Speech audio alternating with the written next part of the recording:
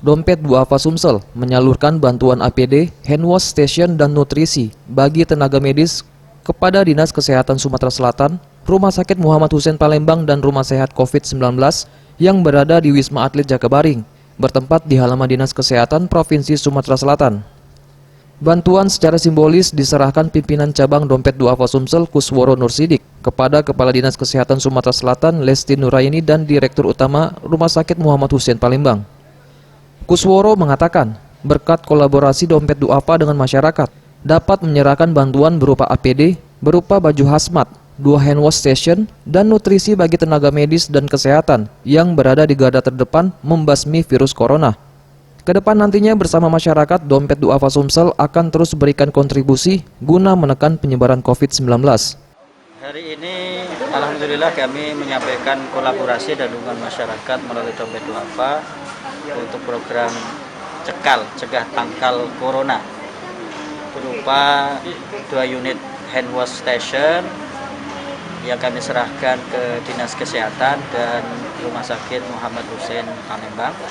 Kemudian yang kedua, simbolis penyerahan APD, alat pelindung diri untuk tenaga medis berupa baju hazmat. Insya Allah kita distribusikan untuk tim medis di Rumah Sehat COVID-19 Wisma Atlet Jakabaring.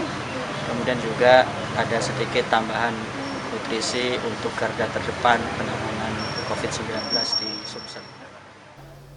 Selain itu, Direktur Utama Rumah Sakit Muhammad Hussein Palembang, Dr. Bambang Eko Sunaryato, mengatakan RSMH membutuhkan APD, di mana RSMH membutuhkan 100 APD setiap harinya.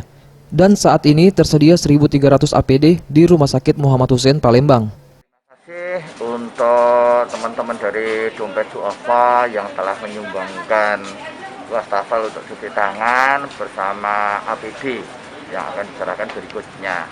Kami sangat berterima kasih, dan RSMH dengan yang sekarang itu sekitar 26 tempat tidur untuk PDP COVID membutuhkan APD sekitar 100 APD setiap harinya.